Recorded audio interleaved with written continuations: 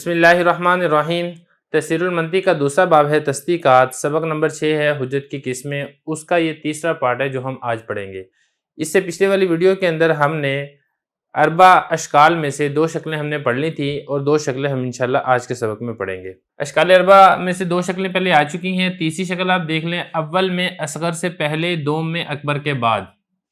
जैसा कि आपको मालूम है कि दोनों जगह पर, दोनों कज़ियों में हद औसत गिराने से आपको नतीजे क़यास हासिल होता है। अब हद औसत से ही अशकाल अरबा बनती हैं। जो 2 शक्लें हैं वो हम पहले पढ़ चुके हैं। जो हमने पहले 2 शक्लें पढ़ी हैं वो कौन सी हैं? उनमें से हमने पढ़ी है शक्ल सानी और शक्ल सालिस। शक्ल राबे और शक्ल अव्वल वो हमने आज पढ़नी है।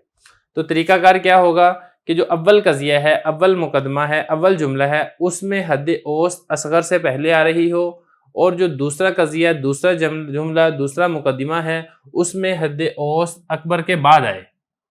मिसाल के तौर पे हर इंसान जानदार है, बाद लिखने वाले इंसान है।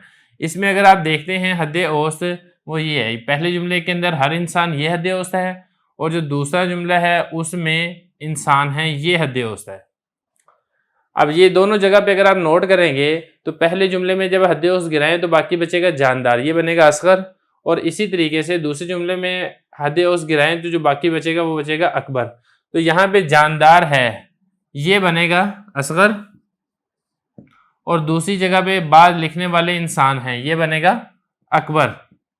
अब ज़रा नोट कीजिएगा कि कज़िया अव्वल में हद औसत असगर से पहले है और कज़िया सानिया में हद औसत अकबर के बाद है। तो इस सूरत को कहा जाता है शक्ल राबे। तो फिर इसका रिजल्ट और नतीजा क्या निकलेगा? इसका रिजल्ट और नतीजा ये निकलेगा बाज जानदार लिखने वाले हैं। तो यहाँ पे सवाल ये पैदा होता है कि यहाँ पे तो हर इंसान का जिक्र है, तो यहाँ पे आपने बाज जानदार क्यों निकाला है? रिजल्ट और नतीजा, नतीजे क़यास में आपने जुजिया निकाला है, इसकी क्या वजह है? तो वजह मैं आपको पहले भी जिक्र कर चुका हूँ कि अगर 2 कज़ियों में से एक कुलिया हो और दूसरा जुजिया हो तो जो नतीजा है वो नतीजा जुजिया आता है। तो ये नतीजा क़यास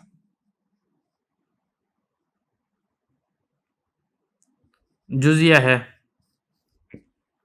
इसी तरह जो आखिरी सूरत है वो देख लें कि अव्वल में हद औसत असगर के बाद आए और दूसरे में हद औसत अकबर से पहले। यानी ये जो चौथी सूरत है ये इसके बिल्कुल बरक्स है, क्योंकि यहाँ पे देखे थे ना, यहाँ पे था अव्वल में असगर से पहले आ रही थी हद औसत, और यहाँ पर यह है कि असगर से पहले नहीं, असगर के बाद आ रही है। और जो दूसरा कज़िया है उसमें अकबर के बाद आ रही थी हद औसत, लेकिन यहाँ पर दूसरे कज़िये में हद औसत अकबर से पहले आ रही है। तो इसके ये बिल्कुल बरक्स हो जाएगा। मिसाल देख लें, हर इंसान जानदार है और हर जानदार जिस्म में 2 कज़िये हैं। अब इन 2 कज़ियों के अंदर जानदार है ये हद औसत है पहले कज़िये में, और यहाँ पर भी हर जानदार ये हद औसत है दूसरे कज़िये में। इसमें अगर आप नोट करते हैं तो हद औसत गिराने के बाद जो बाकी बचता है वो होता है असगर।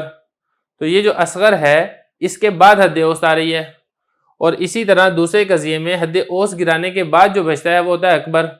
तो यहाँ पर हद औसत अकबर से पहले आ रही है, तो इसका फिर नतीजा क्या हमने ये निकाला, हर इंसान जिस्म है। तो खुलासा ये निकलेगा कि हद औसत के एतबार से कि हद औसत या तो असगर से पहले आएगी, अकबर से पहले आएगी, या दोनों जगह पर असगर और अकबर दोनों के बाद आएगी, या फिर असगर से पहले और अकबर के बाद आएगी, या फिर अकबर से पहले और असगर से बाद आएगी। तो हद औसत के एतबार से ये अशकाल अरबा बनती हैं क़यास की। तो उसमें फिर हमने नतीजा क़यास निकालना होता है। लेकिन यहाँ पे सवाल ये पैदा होता है कि नतीजा क़यास में, जैसे कि मैंने आपको पहले बताया था कि सिर्फ ये नहीं देखना होता कि आप हद औसत गिरा दें तो आपको नतीजा मिल जाएगा, ऐसा नहीं होता।